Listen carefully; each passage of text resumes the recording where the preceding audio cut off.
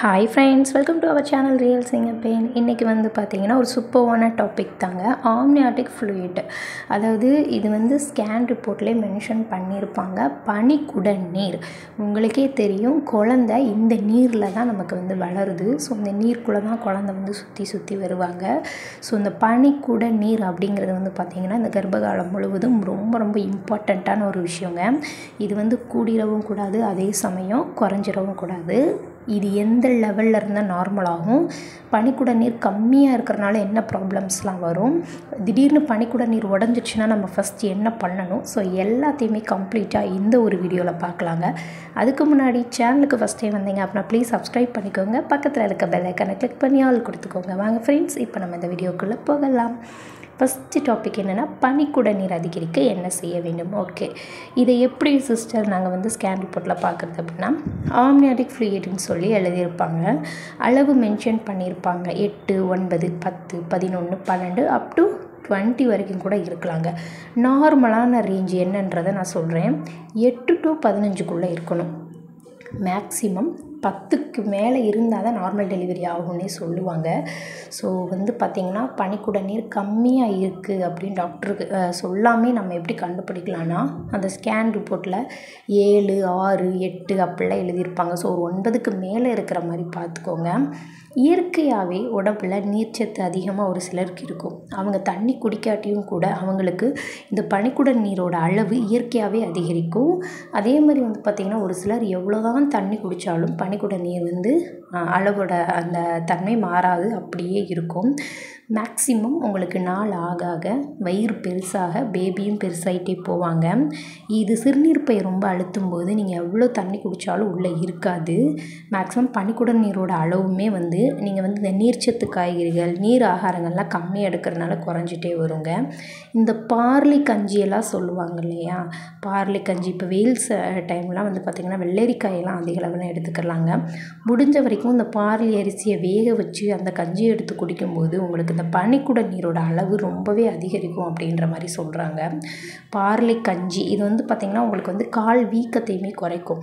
இந்த நீர் வந்து எங்கெல்லாம் போய் சேகரமாகும் அப்படின்னு சொல்கிறேன், யூரின் வழியாக வெளியே போயிடும், ஸ்வெட்டிங் அதிகமாக வேர்த்து வெளியே போயிடும், மேக்ஸிமம் காலு கையில் நீர் கோர்த்து அங்கங்கே பிரிஞ்சு போயிடும். ஒரு சிலருக்குலாம் கை நல்லா வீங்கி போயிடும், காலில் நல்லா நீர் கோர்த்து பொஸ்ஸுன்னு வீங்கி போயிடும். ஸோ இவங்கெல்லாம் வந்து பார்த்திங்கன்னா ரொம்ப நேரம் ஆஃபீஸில் வந்து காலில் அந்த சேரை தொங்க போட்டே உட்காந்துருப்பாங்க, சேரில் வந்து காலை தொங்க போட்டே உட்காந்துருப்பாங்க. ஸோ அதனால் வந்து பார்த்திங்கன்னா அந்த பனிக்குட நீர் வந்து அளவு குறைஞ்சிக்கிட்டே வரும். இந்த பார்லி கஞ்சி எடுத்துக்கும் போது இந்த கால் வீக்கம், இந்த மாதிரி தேவையற்ற இடத்துலலாம் போய் இந்த தண்ணி சேகரமாகுது, இதெல்லாம் உங்களுக்கு ஓரளவுக்கு வந்து கம்மி பண்ணுங்க. இந்த பனிக்குட நீரோட அளவை 10க்கு மேலே இருக்கிற மாதிரி பார்த்துக்கோங்க. நெக்ஸ்ட்டு, கர்ப்ப காலத்தில் பனிக்குட நீரோட அளவு எவ்வளோ இருக்கணும், இப்போ தான் உங்களுக்கு நான் சொன்னேன். ரேஞ்சு, நார்மல் ரேஞ்சு ஒரு 10க்கு மேலே இருந்துச்சு அப்படின்னு வந்து பார்த்திங்கன்னா அது வந்து நார்மல். 10 to 15, இப்போ வந்து 15க்கு மேலேயும் போயிடக்கூடாது. என் ஃப்ரெண்டுக்கெலாம் 16.3 இருந்ததுவேவும் ஸ்லைட்லி எக்ஸஸ் ஆம்னியாட்டிக் ஃப்ளூயிடுன்னு மென்ஷன் பண்ணியிருந்தாங்க. உங்களுக்கு இதையும் ஸ்கேன் ரிப்போர்ட்லேயே போட்டிருப்பாங்க. ஸ்லைட்லி எக்ஸஸ்னால் நார்மலாக இருக்கிற ரேஞ்சை விட கொஞ்சம் அதிகமாக இருக்குதுன்னு அர்த்தம்.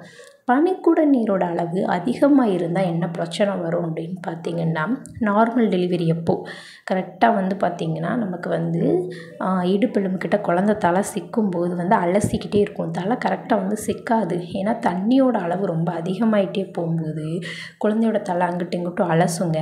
கரெக்டாக வந்து நின்னால் தான் நம்ம புஷ் பண்ணும்போது கரெக்டாக தலை வெளியே வரும், அப்போ தான் நார்மல் டெலிவரி கரெக்டாக இருக்கும். ஸோ முடிஞ்ச வரைக்கும் பனிக்குட நீரோட அளவை கம்மியாக வச்சுக்கோங்க. அது நம்ம கையில் இல்லை, அதிகமாக இருக்குது, ரொம்ப அதிகமாக இருக்குது அப்படின்றவங்க வந்து தண்ணியை மட்டும் லைட்டாக அந்த நைட் டைமிங்கில் கொஞ்சம் கொஞ்சம் குறைச்சிக்கோங்க. கூழ், இந்த மாதிரி ஜூஸ் ஐட்டம்ஸ் நிறையா எடுத்துக்கிறது, அதெல்லாம் கொஞ்சம் ஓரளவு கம்மி பண்ணிக்கோங்க. மேக்ஸிமம் நாள் ஆக ஆக, அதாவது ஒரு 6-7 மந்த் வரைக்கும் ஒரு மாதிரி நார்மலாக இருக்கும். 8-9 மந்த்ஸ் ஆக ஆக பனிக்குட நீரோட அளவு கம்மியாகத்தான் செய்யும். நமக்கு ஒரு 7-8 மந்தில் நீங்கள் எடுக்கும்போது ஒரு 15-16 இருக்குது, ஸ்லைட்லி எக்ஸஸ் அப்படின்னு ஸ்கேன் ரிப்போர்ட்டில் மென்ஷன் பண்ணியிருந்தாலும் கூட உங்களுக்கு 9 மந்த்ஸ் கிட்ட வரும்போது க்ரோத் ஸ்கேன் நீங்கள் 8th மந்த்லலாம் எடுப்பீங்களெல்லாம், அதிலெல்லாம் பார்த்திங்கன்னா ஓரளவுக்கு உங்களுக்கு குறைஞ்சி தான் காட்டும். நீங்கள் அதிகமாக இருக்கும்போது இந்த லெவலில் மட்டும் வாட்டர் லெவலை மட்டும் கொஞ்சம் கம்மி பண்ணிக்கோங்க. வெயில் டைம்ன்றனால நீங்கள் கொஞ்சம் வீட்டுக்குள்ளே அப்பப்போ வாக்கிங் போகலாம். வெளியே போக வேணாம், வெயிலில் போய் ஸ்வெட்டிங் ஆக வேணாம்.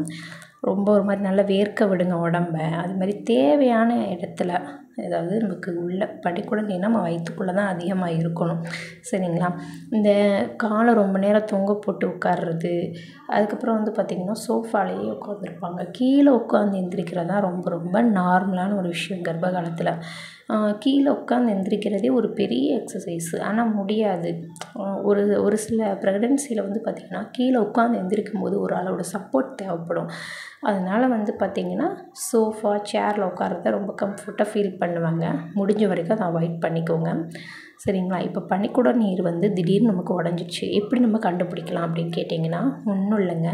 நம்ம யூரின் வந்து 10 மினிட்ஸ் 1/4 மணி நேரத்துக்கு ஒருக்க போனோன்னா இது வந்து யூரின் மாதிரியே வந்துக்கிட்டே இருக்கும். அது பாட்டுக்கு தண்ணியாக போய்கிட்டே இருக்கும், நம்மளை அறியாமையே வெளியே வருங்க. ஸோ அப்போ நம்ம கண்டுபிடிச்சிடலாம் பனிக்கூட நீர் தான் உடஞ்சிருக்கு அப்படின்னு சொல்லி. உடனே ஃப்ராக்ஷன் ஆஃப் செகண்டில் எப்போ நீங்கள் கண்டுபிடிக்கிறீங்களோ அப்போயே ஹாஸ்பிட்டலுக்கு ஓடிடணும், தாமதப்படுத்தவே கூடாது. வீட்டில் வயிறு வலி வரல, இடுப்பு வலி வரல அப்படின்னு சொல்லி வீட்டில் இருந்துடாதீங்க. நல்லா தண்ணியை குடிச்சிட்டு டக்குன்னு ஹாஸ்பிட்டலுக்கு ஓடிடணும். ஏன்னா பனிக்கூட நீர் வந்து ஓரளவுக்கு இருந்துகிட்ருக்கும்போது தான் குழந்த வந்து அழகாக வந்து தலையை திருப்பி வெளியே வரும். குறைஞ்சிருச்சு அப்படின்னா C-செக்ஷன் லெவலுக்கு போயிடும். ஸோ முடிஞ்ச வரைக்கும் கண்டுபிடிச்சிட்டிங்க அப்படின்னா உடனே ஹாஸ்பிட்டலுக்கு வந்து ஓடிடுங்க, சரிங்களா? ஸோ அந்த வீடியோ வந்து கொஞ்சம் உங்களுக்கு யூஸ்ஃபுல்லானதாக இருக்கும்னு நினைக்கிறீங்க. இது போல் இன்னும் நிறைய யூஸ்ஃபுல்லான வீடியோஸ் நம்ம சேனலில் வந்துகிட்டே இருக்கும். அதுக்கு நீங்கள் செய்ய வேண்டியது சேனலை சப்ஸ்கிரைப் பண்ணி சப்போர்ட் பண்ணுங்கள். இன்னொரு பயனுள்ள வீடியோவில் உங்களை நான் பார்க்குறேன். அது வரைக்கும் பை ஃப்ரெண்ட்ஸ்.